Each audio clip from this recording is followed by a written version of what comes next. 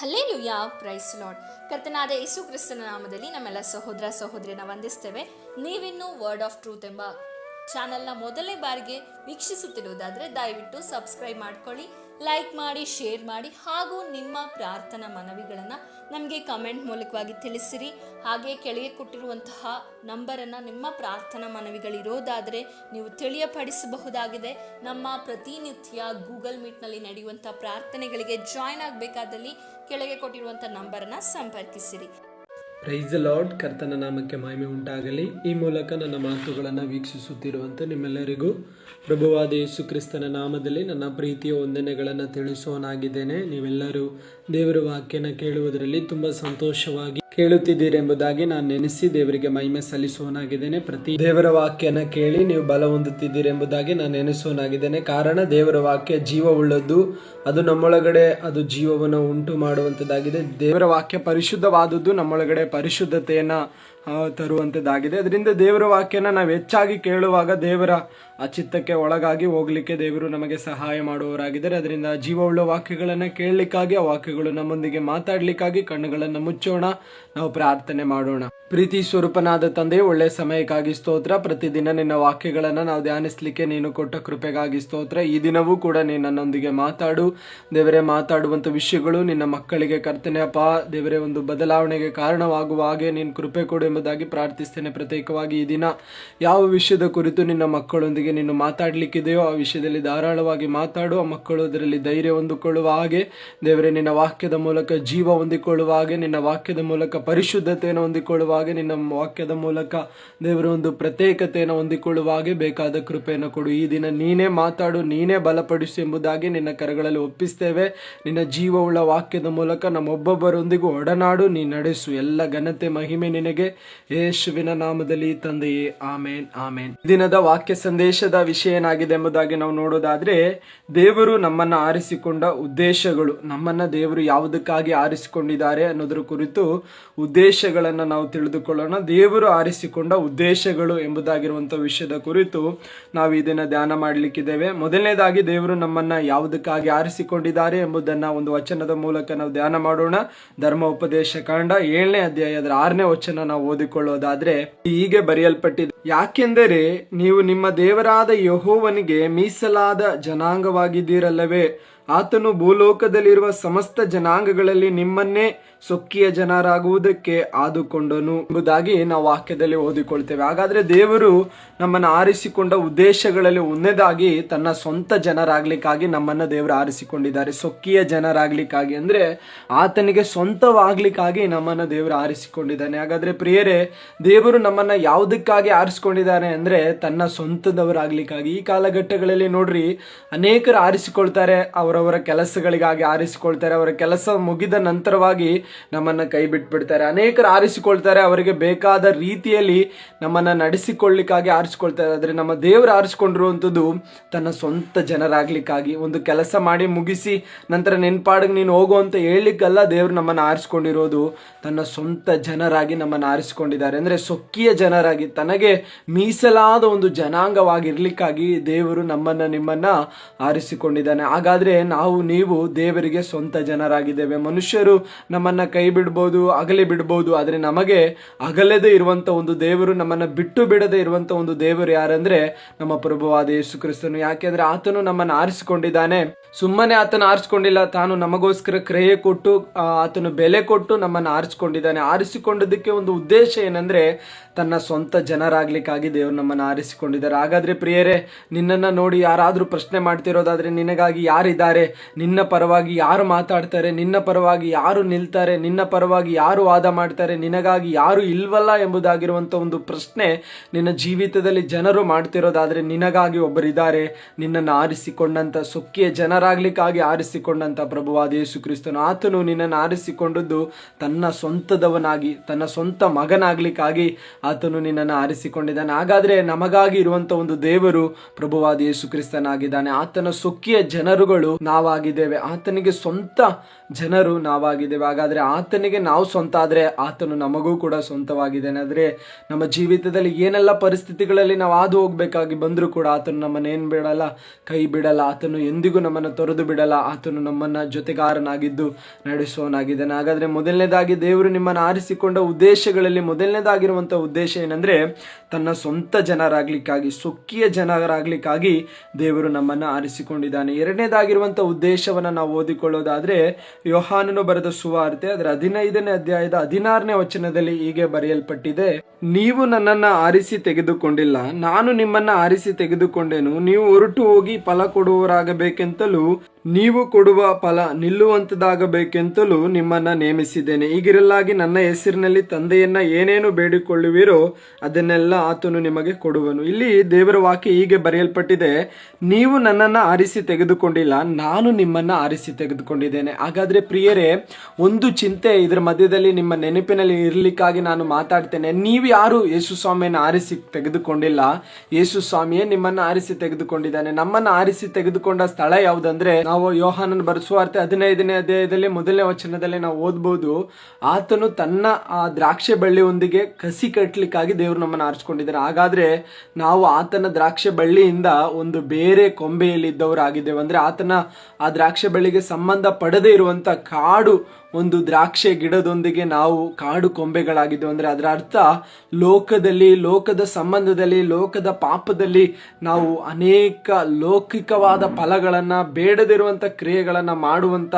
ಒಂದು ಸ್ಥಳದಿಂದ ದೇವರು ನಮ್ಮನ್ನು ಕಡಿದು ಬೇರ್ಪಡಿಸಿ ತನ್ನ ದ್ರಾಕ್ಷಿಯ ಒಂದು ಬಳ್ಳಿಯೊಂದಿಗೆ ಕಸಿ ಕಟ್ಟಲಿಕ್ಕಾಗಿ ದೇವರು ನಮ್ಮನ್ನು ಆರಿಸ್ಕೊಂಡಿದ್ದಾರೆ. ಹಾಗಾದ್ರೆ ಬೇಡದೇ ಇರುವಂತ ಪಾಪದ ಕೃತ್ಯಗಳಲ್ಲಿ ಬಿದ್ದಿದ್ದಂತ ನಮ್ಮನ್ನ ಆತನು ಆರಿಸಿ ತೆಗೆದು ನಮ್ಮನ್ನು ಶುದ್ಧೀಕರಿಸಿ ಆ ಪಾಪದಿಂದ ನಮ್ಮನ್ನು ಬಿಡಿಸಿ ಕ್ಷಮಿಸಿ ಪ್ರೀತಿಸಿ ಆತನ ಏನ್ ಮಾಡಿದ್ದಾನೆ ಅಂದ್ರೆ ತನ್ನ ದ್ರಾಕ್ಷಿಯ ಬಳ್ಳಿಯೊಂದಿಗೆ ಒಂದು ಕಸಿ ಕಟ್ಟಿದ್ದಾನೆ. ಅದಕ್ಕೆ ಯೇಸು ಸ್ವಾಮಿ ಹೇಳ್ತಾ ಇರೋದು, ನೀವು ನನ್ನನ್ನು ಆರಿಸಿ ತೆಗೆದುಕೊಂಡಿಲ್ಲ, ನಾನೇ ನಿಮ್ಮನ್ನು ಆರಿಸಿ ತೆಗೆದುಕೊಂಡಿದ್ದೇನೆ. ಹಾಗಾದ್ರೆ ಯೇಸು ಸ್ವಾಮಿ ನಿಮ್ಮನ್ನು ಆರಿಸಿ ತೆಗೆದುಕೊಂಡಿರೋದಾದ್ರೆ ಯೇಸು ಸ್ವಾಮಿಗೆ ನಿಮ್ಮ ಮೇಲೆ ಒಂದು ಉದ್ದೇಶ ಇದೆ. ಏನು ಆ ಉದ್ದೇಶ ಅನ್ನೋದನ್ನ ವಾಕ್ಯದಲ್ಲಿ ಮುಂದುವರಿಸಿ ಯೇಸು ಸ್ವಾಮಿ ಹೇಳ್ತಿದ್ದಾರೆ, ನೀವು ಹೊರಟು ಹೋಗಿ ಏನ್ ಮಾಡ್ಬೇಕಂದ್ರೆ ಫಲ ಕೊಡುವವರಾಗಬೇಕೆಂತಲೂ ನೀವು ಕೊಡುವ ಫಲ ನಿಲ್ಲುವಂತದಾಗಬೇಕೆಂದಲೂ ನಿಮ್ಮನ್ನು ಆರಿಸಿ ತೆಗೆದುಕೊಂಡಿದ್ದೇನೆ ಅಥವಾ ನಿಮ್ಮನ್ನು ನೇಮಿಸಿದ್ದೇನೆ ಎಂಬುದಾಗಿ ಅಲ್ಲಿ ನಾವು ವಾಕ್ಯದಲ್ಲಿ ಕಾಣ್ತೇವೆ. ಹಾಗಾದ್ರೆ ದೇವರು ನಮ್ಮನ್ನು ಆರಿಸಿಕೊಂಡಿದ್ದಕ್ಕೆ ಮುಖ್ಯ ಉದ್ದೇಶ ಏನಂದ್ರೆ ನಾವು ಫಲ ಕೊಡಬೇಕು.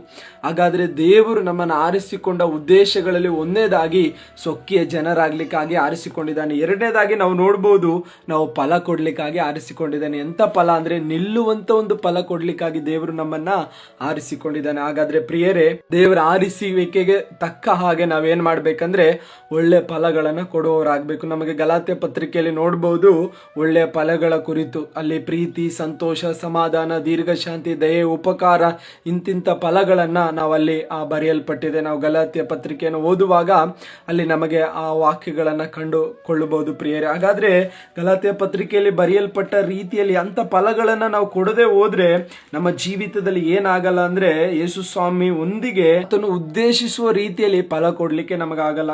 ಗಲಾತ್ಯ ಪತ್ರಿಕೆ 5ನೇ ಅಧ್ಯಾಯ ಅದ್ರ 22ನೇ ವಚನದಿಂದ ನಾವು ಓದೋದಾದ್ರೆ, ಪ್ರೀತಿ, ಸಂತೋಷ, ಸಮಾಧಾನ, ದೀರ್ಘ ಶಾಂತಿ, ದಯೆ, ಉಪಕಾರ, ನಂಬಿಕೆ, ಶಾಂತತ್ವ, ಕ್ಷಮೆದಮೆ ಇಂಥವುಗಳೇ ನಾವು ಕೊಡಬೇಕಾದಂತ ಒಂದು ಫಲಗಳಾಗಿದೆ. ಈ ಫಲಗಳನ್ನ ನಾವು ಕೊಡ್ಬೇಕಂತಾನೆ ಯೇಸು ಸ್ವಾಮಿ ನಮ್ಮನ್ನು ಆರಿಸಿ ತೆಗೆದುಕೊಂಡಿರುವುದು. ಆರಿಸಿ ತೆಗೆದುಕೊಂಡದಕ್ಕೆ ಮೊದಲನೇ ಉದ್ದೇಶ ತನ್ನ ಸ್ವಂತ ಜನರಾಗ್ಲಿಕ್ಕಾಗಿ. ಎರಡನೇ ಉದ್ದೇಶ ಏನಂದ್ರೆ ಆತನಿಗಾಗಿ ನಾವು ಫಲ ಕೊಡಬೇಕು. ಹಾಗಾದ್ರೆ ನಮ್ಮೊಳಗಡೆ ನಮಗೆ ಒಂದು ಪ್ರಶ್ನೆ ಬರಬೇಕು, ನಾವು ಫಲ ಕೊಡ್ತಾ ಇದ್ದೇವಾ, ನಾವು ಅನೇಕರಿಗೆ ಪ್ರೀತಿ ತೋರಿಸ್ತಾ ಇದ್ದೇವಾ, ಅನೇಕರಿಗೆ ಸಂತೋಷವನ್ನ ನಾವು ಕೊಡ್ತಾ ಇದ್ದೇವಾ, ಅಥವಾ ಅನೇಕರೊಂದಿಗೆ ಸಮಾಧಾನವಾಗಿ ಇರ್ತಾ ಇದ್ದೇವಾ? ಹಂಗ ನಮ್ಮನ್ನ ನಾವು ಏನ್ ಮಾಡ್ಬೇಕಂದ್ರೆ ಒಂದು ಪ್ರಶ್ನೆ ಮಾಡ್ಕೊಳ್ಬೇಕು. ಒಂದು ವೇಳೆ ಈ ಇಂತಿಂತ ಫಲಗಳು ನಿಮ್ಮಲ್ಲಿ ಕಂಡು ಬರದೆ ಹೋದ್ರೆ ನೀವು ಅದನ್ನ ಮತ್ತಷ್ಟು ಏನ್ ಮಾಡ್ಬೇಕಂದ್ರೆ ತಿಳಿದು ಯಾವ ಕ್ಷೇತ್ರದಲ್ಲಿ ನೀವು ಫಲ ಕೊಡ್ಲಿಕ್ಕೆ ಆಗ್ತಾ ಇಲ್ವೋ ಆ ಕ್ಷೇತ್ರದಲ್ಲಿ ನೀವು ಫಲದಾಯಕವಾಗಿ ಮಾರ್ಪಡ್ಬೇಕು. ಇಲ್ಲ ಅಂದ್ರೆ ಆತನ ಆರಿಸಿಕೊಂಡ ಆ ಉದ್ದೇಶಕ್ಕೆ ನೀವೇನಾಗಲ್ಲ ಅಂದ್ರೆ ಪರಿಪೂರ್ಣವಾಗಿ ಬೆಳೆದು ಬರ್ಲಿಕ್ಕಾಗಲ್ಲ. ಆತನ ಆರಿಸಿಕೊಂಡಿರೋದೇ ನೀವು ಫಲ ಕೊಡ್ಬೇಕಂತ. ನೀವು ಫಲ ಕೊಡದೆ ಕೊಡದೆ ಹೋದ್ರೆ ಆತನ ಉದ್ದೇಶ ನಿಮ್ಮಲ್ಲಿ ನೆರವೇರ್ತಾ ಇಲ್ಲ ಅಂತ ಅದರ ಅರ್ಥ. ಹಾಗಾದ್ರೆ ಪ್ರಿಯರೇ, ಒಂದನ್ನ ನೆನಪಿನಲ್ಲಿ ಇಟ್ಟುಕೊಳ್ಳಿ, ನೀವು ಫಲ ಕೊಡೋರಾಗಿ. ನೀವು ಫಲ ಕೊಟ್ರೆ ಅನೇಕರು ಯೇಸು ಸ್ವಾಮಿಯ ಪ್ರೀತಿಯನ್ನು ರುಚಿಸ್ತಾರೆ. ನೀವು ಫಲ ಕೊಟ್ರೆ ಅನೇಕರು ಯೇಸು ಸ್ವಾಮಿಯಲ್ಲಿ ಸಂತೋಷವನ್ನ ಕಂಡುಕೊಳ್ತಾರೆ. ನೀವು ಫಲ ಕೊಟ್ರೆ ಅನೇಕರು ಯೇಸು ಸ್ವಾಮಿಯಲ್ಲಿ ಸಮಾಧಾನವನ್ನ ಕಂಡುಕೊಳ್ಳಿಕ್ಕೆ ಸಾಧ್ಯವಾಗ್ತದೆ. ಹಾಗಾದ್ರೆ ಒಂದು ತೀರ್ಮಾನವನ್ನ ಈ ವಾಕ್ಯ ಕೇಳುವಾಗಲೇ ಮಾಡಿಕೊಳ್ಬೇಕು. ನೀವು ಏಸಪ್ಪ ನನ್ನನ್ನು ಆರಿಸ್ಕೊಂಡಿರೋದಕ್ಕೆ ಮುಖ್ಯ ಉದ್ದೇಶ ಏನಂದ್ರೆ ನಾನು ಫಲ ಕೊಡಬೇಕೆಂಬುದಾಗಿ. ಅದರಿಂದ ನಾನು ಇಂದಿನಿಂದ ನನ್ನ ಜೀವಿತದಲ್ಲಿ ಏನೆಲ್ಲ ಬೇಡದೇ ಇರುವಂಥ ಸ್ವಭಾವಗಳಿದೆಯೋ ಅದೆಲ್ಲವನ್ನ ಬಿಟ್ಟು ಒಳ್ಳೆ ಒಂದು ಫಲ, ನೆಲೆ ನಿಲ್ಲುವಂಥ ಒಂದು ಫಲದಾಯಕವಾಗಿ ಏಸಪ್ಪ ನನ್ನನ್ನು ಮಾರ್ಪಡಿಸು ಎಂಬುದಾಗಿ ನೀವು ಈ ಕ್ಷಣ ಕೇಳಿಕೊಳ್ಳೋದಾದ್ರೆ ಖಂಡಿತವಾಗ್ಲೂ ಬೇಡದೇ ಇರುವಂಥ ಸ್ವಭಾವದಿಂದ, ಪಾಪದ ಕೃತ್ಯಗಳಿಂದ, ಪಾಪದ ಸ್ವಭಾವಗಳಿಂದ ಯೇಸು ಸ್ವಾಮಿ ನಿಮ್ಮನ್ನ ಬಿಡಿಸಿ ತನ್ನ ಒಳ್ಳೆಯ ಫಲಗಳಿಂದ ನಿಮ್ಮನ್ನ ಪರಿಶುದ್ಧಾತ್ಮನಿಂದ ಕಂಡು ಬರುವಂತ, ಪರಿಶುದ್ಧಾತ್ಮನಿಂದ ಪ್ರಕಟವಾಗುವಂತ ಒಳ್ಳೆ ಫಲಗಳಿಂದ ನಿಮ್ಮನ್ನ ಆತನು ತುಂಬಿಸ್ಲಿಕ್ಕಿದ್ದಾನೆ. ಒಪ್ಪಿಸಿಕೊಟ್ಟು ನೀವು ಪ್ರಾರ್ಥನೆ ಮಾಡಿ ಆತನ ಹತ್ರ ಕೇಳಿಕೊಳ್ಳಿ. ಈ ಕೆಟ್ಟ ಸ್ವಭಾವದಿಂದ ದೇವರೇ ನನ್ನನ್ನು ಬಿಡಿಸು, ಈ ಕೆಟ್ಟ ಆಲೋಚನೆಯಿಂದ ನನ್ನನ್ನು ಬಿಡಿಸು, ಈ ಕೆಟ್ಟ ಸ್ವಭಾವದಿಂದ ನನ್ನನ್ನು ಹೊರತಂದು ಒಳ್ಳೆ ಒಂದು ಫಲದಾಯಕವಾಗಿ, ಒಂದು ವೃಕ್ಷವಾಗಿ ನನ್ನನ್ನು ಮಾರ್ಪಡಿಸು ಎಂಬುದಾಗಿ ನೀವು ಕೇಳಿಕೊಳ್ಳೋದಾದ್ರೆ ಖಂಡಿತವಾಗ್ಲೂ ದೇವರು ನಿಮ್ಮನ್ನು ಹಾಗೆ ಬದಲಾಯಿಸುವನಾಗಿದ್ದಾನೆ. ಹಾಗಾದ್ರೆ ದೇವರು ಆರಿಸಿಕೊಂಡ ಉದ್ದೇಶಗಳಲ್ಲಿ ಒಂದನೇದಾಗಿ ತನ್ನ ಸ್ವಂತ ಜನರಾಗ್ಲಿಕ್ಕಾಗಿ ಆರಿಸಿಕೊಂಡಿದ್ದಾನೆ. ಎರಡನೇದಾಗಿ ಫಲ ಕೊಡ್ಲಿಕ್ಕಾಗಿ ದೇವರು ನಮ್ಮನ್ನ ಆರಿಸಿಕೊಂಡಿದ್ದಾನೆ. ಮೂರನೇದಾಗಿ ನಾವು ಓದಿಕೊಳ್ಳೋದಾದ್ರೆ ಎಫೆಸಿಯದವರಿಗೆ ಬರೆದ ಪತ್ರಿಕೆ 1ನೇ ಅಧ್ಯಾಯ 4ನೇ ವಚನದಲ್ಲಿ ಹೀಗೆ ಬರೆಯಲ್ಪಟ್ಟಿದೆ, ಹೇಗೆಂದರೆ ನಾವು ಪ್ರೀತಿಯಲ್ಲಿ ನಡೆದು ಆತನ ಸನ್ನಿಧಿಯಲ್ಲಿ ಪರಿಶುದ್ಧರು ದೋಷವಿಲ್ಲದವರು ಆಗಿರಬೇಕೆಂದು ನಮ್ಮನ್ನ ಜಗತ್ ಉತ್ಪತ್ತಿಗೆ ಮುಂಚೆ ಕ್ರಿಸ್ತನಲ್ಲಿ ಆರಿಸಿಕೊಂಡನು. ಹಾಗಾದ್ರೆ ಮೂರನೇದಾಗಿರುವಂತ ಉದ್ದೇಶ ಏನಂದ್ರೆ ನಾವು ದೋಷವಿಲ್ಲದೆ ನಡಿಬೇಕು. ಎರಡನೇದಾಗಿ ಪರಿಶುದ್ಧರಾಗಿ ನಡಿಬೇಕು. ಒಂದನೇದಾಗಿ ದೇವರು ನಮ್ಮನ್ನು ಆರಿಸಿಕೊಂಡ ಉದ್ದೇಶಗಳಲ್ಲಿ ಒಂದನೇದಾಗಿರುವಂಥದ್ದು ತನ್ನ ಸ್ವಂತ ಜನರಾಗ್ಲಿಕ್ಕಾಗಿ ಆರಿಸಿಕೊಂಡಿದ್ದಾನೆ. ಎರಡನೇದಾಗಿ ನಾವು ನೋಡಿದ್ದೇವೆ ಪ್ರೀತಿಯ ಫಲಗಳನ್ನು ಕೊಡಬೇಕೆಂಬುದಾಗಿ ಆತನ ಆರಿಸಿಕೊಂಡಿದ್ದಾನೆ. ಮೂರನೇದಾಗಿ ನಾವು ಪರಿಶುದ್ಧತೆಯಲ್ಲಿ ಜೀವಿಸಬೇಕು, ದೋಷವಿಲ್ಲದೆ ನಡೆದುಕೊಳ್ಬೇಕು. ಅದಕ್ಕಾಗಿ ದೇವರು ಏನ್ ಮಾಡಿದ್ದಾರೆ, ನಮ್ಮನ್ನು ಆರಿಸಿಕೊಂಡಿದ್ದಾರೆ. ಹಾಗಾದ್ರೆ ಪ್ರಿಯರೇ, ನಾವು ಪರಿಶುದ್ಧರಾಗಿ ಜೀವಿಸಬೇಕು. ನಮ್ಮ ಜೀವಿತದಲ್ಲಿ ಯಾವ ದೋಷ ತರುವಂತ ಕಾರ್ಯಗಳು ಕೂಡ ನಮ್ಮ ಜೀವಿತದಲ್ಲಿ ಇರಬಾರದು. ಎರಡನೇದಾಗಿ ಅಶುದ್ಧವಾದ ಕೃತ್ಯಗಳು, ಅಶುದ್ಧವಾದ ಆಲೋಚನೆಗಳು, ಬೇಡದೇ ಇರುವಂತಹ ಪಾಪದ ಸ್ವಭಾವಗಳು ನಮ್ಮಲ್ಲಿ ಇರಬಾರದು. ನಾವು ಪರಿಶುದ್ಧರಾಗಿರ್ಬೇಕಂತಾನೆ ದೇವರು ನಮ್ಮನ್ನ ಆರಿಸಿಕೊಂಡಿರೋದು. ಹಾಗಾದ್ರೆ ನಿಮ್ಮ ಜೀವಿತದಲ್ಲಿ ನೀವು ಪರಿಶುದ್ಧರಾಗಿ ಜೀವಿಸ್ತಾ ಇದ್ದೀರಾ? ಪರಿಶುದ್ಧತೆಗೆ ನೀವು ಹೆಚ್ಚು ಒತ್ತು ಕೊಡ್ತಾ ಇದ್ದೀರಾ? ಪರಿಶುದ್ಧತೆಗೆ ಹೆಚ್ಚು ಪ್ರಾಧಾನ್ಯತೆ ಕೊಡ್ತಾ ಇದ್ದೀರಾ? ಸಭೆಯಲ್ಲಿ ಪರಿಶುದ್ಧರಾಗಿ ನಿಮ್ಮ ಜೀವಿತವನ್ನ ನೀವು ಕಟ್ಟುಕೊಳ್ತಾ ಇದ್ದೀರಾ? ದೇವರ ವಾಕ್ಯ ಎಂಬ ತಿಳಿ ನೀರಿನಿಂದ ನಿಮ್ಮ ಜೀವಿತವನ್ನ ತೊಳೆದು ಶುದ್ಧೀಕರಿಸಿಕೊಳ್ತಾ ಇದ್ದೀರಾ? ನಿಮ್ಮನ್ನ ನೀವು ಪರಿಶುದ್ಧರಾಗಿ ಕಾಪಾಡಿಕೊಳ್ಳದೆ ಹೋದ್ರೆ ಸ್ವಾಮಿಯ ಮುಂದೆ ನೀವು ನಿಲ್ಲಿಕ್ಕಾಗಲ್ಲ. ಇಬ್ರಿಯ ಬರಹಗಾರನು ಹೀಗೆ ಹೇಳ್ತಾನೆ ಇಬ್ರಿಯ ಪತ್ರಿಕೆಯಲ್ಲಿ, ಪರಿಶುದ್ಧತೆ ಇಲ್ಲದೆ ಯಾರು ಕೂಡ ದೇವರನ್ನೇ ಕಾಣ್ಲಿಕ್ಕಾಗಲ್ಲ, ದೇವರನ್ನ ಮೆಚ್ಚಿಸ್ಲಿಕ್ಕೆ ಆಗಲ್ಲ ಎಂಬುದಾಗಿ. ಹಾಗಾದ್ರೆ ನೀವು ಆಡುವಂತ ಹಾಡು, ನೀವು ಸ್ತುತಿಸುವಂತ ಸ್ತುತಿ ಪದಗಳು, ನೀವು ಕೊಡುವಂತ ಎಲ್ಲ ಆತನಿಗೆ ಮಹಿಮೆಕರವಾದ ಕಾರ್ಯಗಳು ಏನೇ ಆಗಿರ್ಬೋದು, ನೀವು ಮಾಡುವಂತ ಸೇವೆ ಆಗಿರ್ಬೋದು, ನೀವು ಮಾಡುವಂತ ಸಹಾಯವಾಗಿರ್ಬೋದು, ಒಂದು ವೇಳೆ ಏನೆಲ್ಲ ನೀವು ಮಾಡುವಂತ ಪ್ರಾರ್ಥನೆ ಆಗಿರ್ಬೋದು, ಗಂಟೆಗಟ್ಟಲೆ ಮಾಡುವಂತ ಪ್ರಾರ್ಥನೆ, ಉಪವಾಸ ಮಾಡುವ ಎಲ್ಲ ಕಾರ್ಯಗಳು ಕೂಡ ದೇವರಿಗೆ ಮೆಚ್ಚುಗೆ ಆಗಬೇಕು ಅಂದ್ರೆ ನೀವು ಪರಿಶುದ್ಧರಾಗಿ ಜೀವಿಸಬೇಕು. ಪರಿಶುದ್ಧತೆ ಇಲ್ಲದೆ ದೇವರನ್ನ ಮೆಚ್ಚಿಸ್ಲಿಕ್ಕಾಗಲ್ಲ, ದೇವರನ್ನ ಕಾಣ್ಲಿಕ್ಕೂ ಆಗಲ್ಲ ಪ್ರಿಯರೇ. ಹಾಗಾದ್ರೆ ಪರಿಶುದ್ಧತೆ ಇಲ್ಲದೆ ಇರುವಂತ ಜೀವಿತವು ದೇವರಿಂದ ದೂರವಿರುವಂತ ಒಂದು ಜೀವಿತವಾಗಿದೆ. ದೂರ ಅಂದ್ರೆ ದೇವರಿಂದ ಅಗಲಿ ಹೋದಂತ ಒಂದು ಜೀವಿತವಾಗಿದೆ. ಯಾಕೆಂದ್ರೆ ದೇವರು ಪರಿಶುದ್ಧನು. ಆತನು ಪೇತ್ರನ ಪತ್ರಿಕೆಯಲ್ಲಿ ಹೇಳ್ತಾನೆ, ನಾನು ಪರಿಶುದ್ಧನಾಗಿರುವ ಪ್ರಕಾರ ನೀವು ಏನಾಗಿರಿ, ಪರಿಶುದ್ಧರಾಗಿರಿ ಎಂಬುದಾಗಿ. ಯೇಸು ಸ್ವಾಮಿ ಪರಿಶುದ್ಧನಾಗಿದ್ದಾನೆ. ಆತನನ್ನು ಅನುಸರಿಸಿ ಆತನನ್ನ ಹಿಂಬಾಲಿಸುವಂತ ನಾವುಗಳು ಕೂಡ ಪರಿಶುದ್ಧರಾಗಿರ್ಬೇಕು. ಅದಕ್ಕಾಗಿ ದೇವರು ನಮ್ಮನ್ನು ಆರಿಸಿಕೊಂಡಿರುವಂಥದ್ದು. ಎರಡನೇದಾಗಿ ನಾವು ದೋಷವಿಲ್ಲದವರಾಗಿ ನಡೆದುಕೊಳ್ಬೇಕು. ಅದಕ್ಕೆ ಥೆಸಲೋನಿಕ ಪತ್ರಿಕೆಯಲ್ಲಿ ನಾವು ನೋಡ್ತೇವೆ, ಕರ್ತನ ಪ್ರತ್ಯಕ್ಷತೆಯಲ್ಲಿ ನಾವೇನಾಗಿರ್ಬೇಕಂದ್ರೆ ಯಾವ ದೋಷವಿಲ್ಲದವರಾಗಿ ಕಾಣಿಸಿಕೊಳ್ಬೇಕು. ಕಡೇ ಸಮಯದಲ್ಲಿ ಕರ್ತನ ಪ್ರತ್ಯಕ್ಷನಾದಾಗ ನಾವು ಯಾವ ದೋಷ, ಶರೀರ ಆತ್ಮ ಪ್ರಾಣದಲ್ಲಿ ಯಾವ ದೋಷವಿಲ್ಲದೆ ನಾವು ಏನಾಗಬೇಕಂದ್ರೆ ನಮ್ಮನ್ನ ಕಾಪಾಡಲ್ಪಡಬೇಕೆಂಬುದಾಗಿ ಥೆಸಲೋನಿಕ ಪತ್ರಿಕೆಯಲ್ಲಿ ಪೌಲನು ಬರೆದು ತಿಳಿಸೋದನ್ನ ನಾವು ನೋಡ್ತೇವೆ. ಹಾಗಾದ್ರೆ ಯಾವ್ದಾದ್ರೂ ದೋಷಕರವಾದ ಕ್ರಿಯೆಗಳು ನಮ್ಮಲ್ಲಿ ಇರೋದಾದ್ರೆ ನಾವು ಸರಿಪಡಿಸಿಕೊಂಡು ಮುಂದೆ ಹೋಗ್ಬೇಕು. ನಮ್ಮ ಕರ್ತನು ಪ್ರತ್ಯಕ್ಷನಾದಾಗ ನಮ್ಮನ್ನ ನೋಡುವಂಥದ್ದು ಯಾವ್ದಾದ್ರೂ ದೋಷಗಳು ನಿಮ್ಮಲ್ಲಿ ಇದೆಯಾ ಎಂಬುದಾಗಿ ಒಂದು ಥೆಸಲೋನಿಕ ಅದರ 5ನೇ ಅಧ್ಯಾಯದ 23ನೇ ವಚನದಲ್ಲಿ ಹೀಗೆ ಬರೆಯಲ್ಪಟ್ಟಿದೆ, ಶಾಂತಿದಾಯಕನಾದ ದೇವರು ತಾನೇ ನಿಮ್ಮ ನಮ್ಮನ್ನ ಪರಿಪೂರ್ಣವಾಗಿ ಪವಿತ್ರ ಮಾಡಲಿ. ನಮ್ಮ ಕರ್ತನಾದ ಯೇಸು ಕ್ರಿಸ್ತನು ಪ್ರತ್ಯಕ್ಷನಾದಾಗ ನಿಮ್ಮ ಆತ್ಮ, ಪ್ರಾಣ, ಶರೀರಗಳು ದೋಷವಿಲ್ಲದೆ ಸಂಪೂರ್ಣವಾಗಿ ಕಾಣಿಸುವಂತೆ ಕಾಪಾಡಲ್ಪಡಲಿ. ಕರ್ತನಾದ ಯೇಸು ಕ್ರಿಸ್ತನು ಪ್ರತ್ಯಕ್ಷನಾಗುವಾಗ ನಮ್ಮ ಆತ್ಮ, ಪ್ರಾಣ, ಶರೀರ ಇವು ಪರಿಪೂರ್ಣವಾಗಿ ಏನಾಗಿರ್ಬೇಕಂದ್ರೆ ದೋಷವಿಲ್ಲದ ರೀತಿಯಲ್ಲಿ ಕಾಪಾಡಲ್ಪಡಬೇಕು. ಹಾಗಾದ್ರೆ ಪ್ರಿಯರೇ, ದೇವರು ಹೇಳ್ತಾ ಇರುವಂತ ಮಾತು, ನಾವು ಪರಿಶುದ್ಧರಾಗಿ ನಮ್ಮನ್ನ ನಾವು ಕಾಪಾಡಿಕೊಳ್ಬೇಕು. ಯಾವ ಅಶುದ್ಧವಾದ ಕೃತ್ಯಗಳು ನಮ್ಮಲ್ಲಿ ಕಂಡು ಬರಬಾರ್ದು. ಎರಡನೇದಾಗಿ ನಾವು ದೋಷವಿಲ್ಲದೆ ಕಾಣಿಸಲ್ಪಡಬೇಕು. ಯಾವ ದೋಷ ತರುವಂತ ಕಾರ್ಯಗಳಿಗೆ ನಾವು ಹೋಗ್ಬಾರ್ದು. ಯೇಸು ಸ್ವಾಮಿ ಹೇಳ್ತಾ ಇದ್ರೆ, ಪರಲೋಕದಲ್ಲಿರುವ ನಿಮ್ಮ ತಂದೆ ಯಾವ ದೋಷವಿಲ್ಲದೆ ಇರುವ ಪ್ರಕಾರ ನೀವು ಕೂಡ ದೋಷ ಇಲ್ಲದವರಾಗಿರಿ ಅಂದ್ರೆ, ಹಾಗಾದ್ರೆ ನಮ್ಮ ಮೇಲೆ ಯಾವ ದೋಷ ರೂಪಣೆ ಕೂಡ ಇರಬಾರ್ದು. ಯೇಸು ಸ್ವಾಮಿ ನಮ್ಮನ್ನ ನೋಡುವಾಗ ನಾವು ದೋಷವಿಲ್ಲದೆ ಪರಿಶುದ್ಧರಾಗಿ ಕಾಣಿಸಲ್ಪಡಬೇಕು. ಆಗ ಮಾತ್ರವೇ ಆತನ ಸನ್ನಿಧಿಯಲ್ಲಿ, ಆತನ ಪ್ರತ್ಯಕ್ಷತೆಯಲ್ಲಿ ನಿಲ್ಲಲಿಕ್ಕೆ ಸಾಧ್ಯ. ಒಂದು ವೇಳೆ ಯಾವುದಾದ್ರೂ ದೋಷಕರವಾದ ಕಾರ್ಯಗಳು ನಮ್ಮ ಜೀವಿತದಲ್ಲಿ ಇರೋದಾದ್ರೆ ಆತನ ಪ್ರತ್ಯಕ್ಷತೆಯಲ್ಲಿ ನಾವು ಕೈ ಬಿಡಲ್ಪಡ್ತೇವೆ. ನಾವು ಈ ದಿನ ಚಿಂತಿಸಿದ ವಿಷಯನ ನಾವು ಮರೆತು ಬಿಡಬಾರದು. ನಾವು ದೇವರಿಂದ ಆರಿಸಲ್ಪಟ್ಟವರು. ನಿಜ, ದೇವರು ನಮ್ಮನ್ನು ಆರಿಸಿಕೊಂಡಿದ್ದಾನೆ ನಿಜ. ಆದ್ರೆ ಯೇಸು ಸ್ವಾಮಿ ಆರಿಸಿಕೊಂಡದಕ್ಕೆ ಮುಖ್ಯ ಉದ್ದೇಶಗಳಿದೆ. ಆ ಉದ್ದೇಶಕ್ಕೆ ನಾವು ಒಳಗೋಗದೆ ಹೋದ್ರೆ, ಯೇಸು ಸ್ವಾಮಿ ಆರಿಸಿಕೊಂಡದಕ್ಕೆ ನಾವು ಒಳಗಾಗಿ ಹೋಗದೆ ಹೋದ್ರೆ ನಮ್ಮ ಜೀವಿತ ಶೂನ್ಯಕರವಾಗಿ ಮಾರ್ಪಡ್ತದೆ ಪ್ರಿಯರೇ. ಹಾಗಾದ್ರೆ ಯೇಸು ಸ್ವಾಮಿ ನಮ್ಮನ್ನು ಆರಿಸಿಕೊಂಡಿದ್ದು ತನ್ನ ಸ್ವಂತ ಜನರಾಗ್ಲಿಕ್ಕಾಗಿ, ತನ್ನ ಸ್ವಂತದವರಾಗ್ಲಿಕ್ಕಾಗಿ. ಹಾಗಾದ್ರೆ ತನ್ನ ಸ್ವಂತದವರಾಗಿ ಜೀವಿಸ್ಲಿಕ್ಕೆ ನೀನು ಮನಸ್ಸು ಮಾಡ್ತಾ ಇದ್ದೀಯಾ?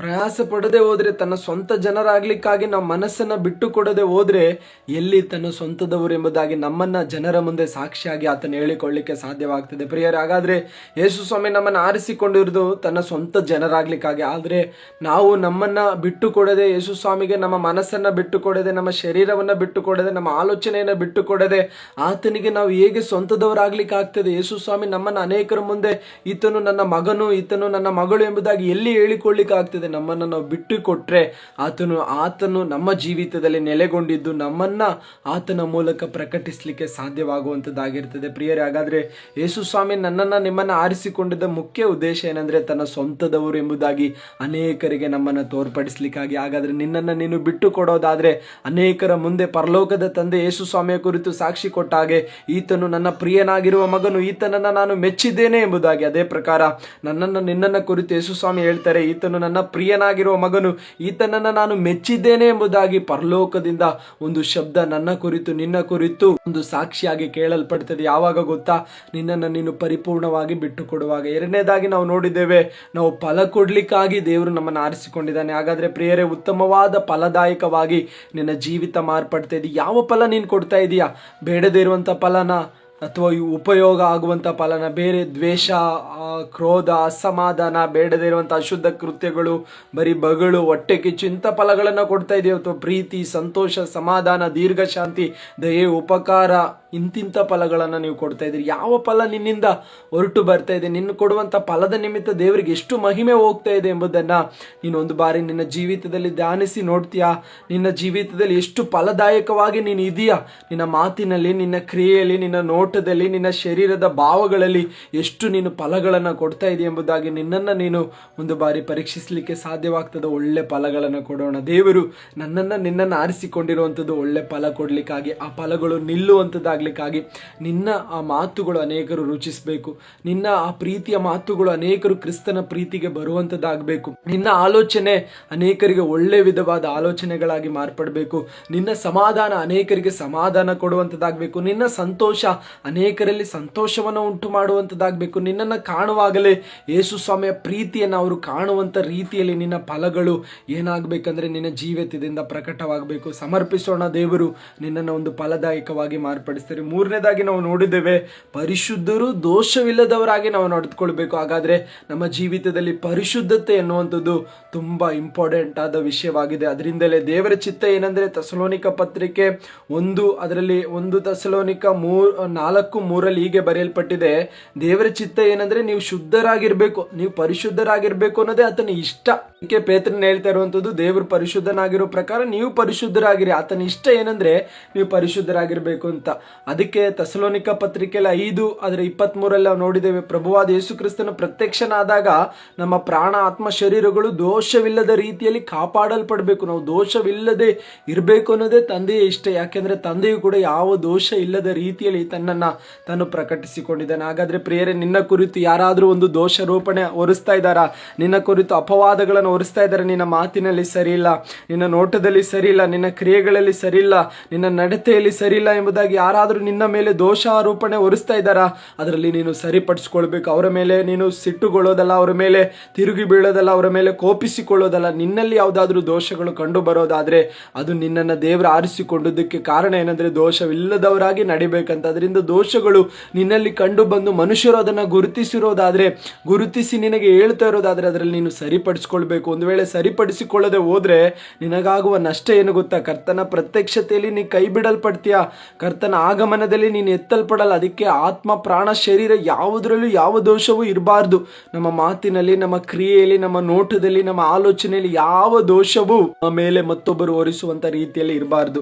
ಅದರಿಂದ ದೋಷಾರೋಪಣೆ ಇಲ್ಲದ ರೀತಿಯಲ್ಲಿ ಜೀವಿಸಲಿಕ್ಕೆ ದೇವರು ನಿಮಗೆ ಕೃಪೆ ಕೊಡಲಿ. ದೇವರು ನಮ್ಮನ್ನು ಆರಿಸಿಕೊಂಡ ಉದ್ದೇಶಗಳು: ಒಂದು, ಸೊಕ್ಕಿಯ ಜನರಾಗ್ಲಿಕ್ಕಾಗಿ; ಎರಡನೇದಾಗಿ ಫಲ ಕೊಡ್ಲಿಕ್ಕಾಗಿ; ಮೂರು, ಪರಿಶುದ್ಧರು ದೋಷವಿಲ್ಲದವರಾಗಿ ನಡೆದುಕೊಳ್ಳಿಕ್ಕಾಗಿ. ಇದನ್ನ ಅನುಸರಿಸಲಿಕ್ಕೆ ದೇವರು ನಿಮಗೆ ಕೃಪೆ ಕೊಡಲಿ. ಕಣ್ಣುಗಳನ್ನು ಮುಚ್ಚೋಣ, ಪ್ರಾರ್ಥನೆ ಮಾಡೋಣ. ಪ್ರೀತಿ ಸ್ವರೂಪನಾದ ತಂದೆಯೇ, ಒಳ್ಳೆ ಸಮಯಕ್ಕಾಗಿ ಸ್ತೋತ್ರ. ಧ್ಯಾನಿಸಿದ ವಾಕ್ಯಗಳನ್ನು ಹೃದಯಪೂರ್ವಕವಾಗಿ ಸ್ವೀಕರಿಸಿ ದೇವರೇ, ನಿನ್ನ ಆರಿಸುವಿಕೆಗೆ ನಾವು ವಿಧೇಯರಾಗಿ ಜೀವಿಸಲಿಕ್ಕೆ ಕೃಪೆ ಕೊಡು. ನೀವು ನನ್ನನ್ನು ಆರಿಸಿಕೊಂಡ ಉದ್ದೇಶ ನಿನ್ನ ಸ್ವಂತ ಜನರಾಗ್ಲಿಕ್ಕಾಗಿ, ಎರಡನೇದಾಗಿ ಫಲ ಕೊಡ್ಲಿಕ್ಕಾಗಿ, ಮೂರು, ಪರಿಶುದ್ಧರು ದೋಷವಿಲ್ಲದವರಾಗಿ ನಡೆದುಕೊಳ್ಳಿಕ್ಕಾಗಿ. ಅದರಿಂದ ದೇವರೇ, ನನ್ನ ಜೀವಿತದಲ್ಲಿ ಮೂರು ಕಾರ್ಯಗಳನ್ನು ಅನುಸರಿಸಲಿಕ್ಕೆ ಬೇಕಾದ ಕೃಪೆಯನ್ನು ನನಗೆ ಅನುಗ್ರಹಿಸಿ ಎಂಬುದಾಗಿ ಪ್ರಾರ್ಥಿಸ್ತೇನೆ. ಈ ಕೇಳಲ್ಪಟ್ಟ ನಿನ್ನ ಮಕ್ಕಳು ಕೂಡ ಇದನ್ನು ಕೈಗೊಂಡು ನಡೆದು ದೇವರೇ, ನಿನಗೆ ಸ್ವಂತದವರು ಎಂಬುದಾಗಿ ಸಾಕ್ಷಿ ಕೇಳಲ್ಪಡಲಿಕ್ಕೂ, ನಿನಗೆ ಫಲ ಕೊಡುವ ರೀತಿಯಲ್ಲಿ ತಮ್ಮ ಜೀವಿತಗಳನ್ನು ಕಟ್ಟಿಕೊಳ್ಳಿಕ್ಕೂ, ದೋಷವು ಪರಿಶುದ್ಧತೆಗೆ ಹೆಚ್ಚು, ದೋಷವಿಲ್ಲದೆ ಪರಿಶುದ್ಧರಾಗಿ ನಡೆದುಕೊಳ್ಳಿಕ್ಕೆ ಹೆಚ್ಚು ಪ್ರಾಧಾನ್ಯತೆ ಕೊಡಲಿಕ್ಕೆ ಬೇಕಾದ ಕೃಪೆಯನ್ನು ಕೊಡು. ನಿನ್ನ ಮಕ್ಕಳಿಗೆ ಸಹಾಯ ಮಾಡು. ಈಗ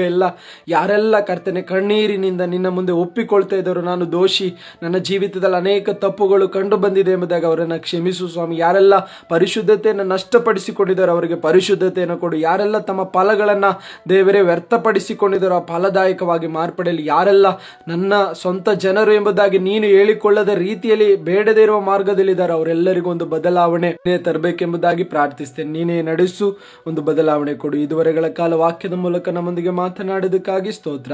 ಎಲ್ಲ ಘನತೆ ಮಹಿಮೆ ನಿನಗೆ, ಯೇಸುವಿನ ನಾಮದಲ್ಲಿ ತಂದೆಯೇ, ಆಮೇನ್. ದೇವರು ತಾನೇ ವಾಕ್ಯದ ಮೂಲಕ ನಿಮ್ಮನ್ನು ಆಶೀರ್ವದಿಸಲಿ.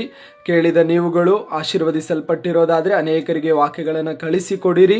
ನಂತರವಾಗಿ ನಿಮ್ಮ ತಿಳಿದಿರುವಂಥವ್ರಿಗೆಲ್ಲರಿಗೂ ಈ ಒಂದು ವಾಕ್ಯದ ಬಗ್ಗೆ ತಿಳಿಸಿ. ಈ ಬೆಳಗಿನ ಸಮಯ ಎಲ್ಲರೂ ಕೂಡ ದೇವರ ವಾಕ್ಯನ ಕೇಳಿ ದೇವರ ವಾಕ್ಯದ ಮೂಲಕ ಬಲ ಹೊಂದಿಕೊಳ್ಳಲಿ. God bless you. ದೇವರು ನಿಮ್ಮನ್ನು ಆಶೀರ್ವದಿಸಲಿ. ನಂತರ ನಮ್ಮ ಪ್ರತಿದಿನ ನಡೆಯುವಂಥ ಪ್ರಾರ್ಥನೆ ಕೂಟಗಳಿಗೆ ನೀವು ಜಾಯಿನ್ ಆಗಬೇಕಂದ್ರೆ ಕೆಳಗೆ ಕೊಟ್ಟಿರುವ ನನ್ನ ವಾಟ್ಸಪ್ ನಂಬರಲ್ಲಿ ನೀವು ಮೆಸೇಜ್ ಹಾಕಿ ಆ ಲಿಂಕನ್ನು ಕೇಳಿಕೊಳ್ಳೋದಾದರೆ ನಾನು ನಿಮಗೆ ಕಳಿಸಿಕೊಡ್ತೇನೆ. ಎರಡನೇದಾಗಿ ಯಾವುದಾದ್ರೂ ಪ್ರಾರ್ಥನಾ ಮನವಿಗಳಿರೋದಾದರೆ ಅದೇ ನಂಬರಿಗೆ ನೀವು ಸಂಪರ್ಕ ಮಾಡೋದಾದರೆ ನಾವು ನಿಮಗೋಸ್ಕರ ಪ್ರಾರ್ಥನೆ ಮಾಡುವವರಾಗಿರ್ತೇವೆ. God bless you. ದೇವ್ರು ನಿಮ್ಮೆಲ್ಲ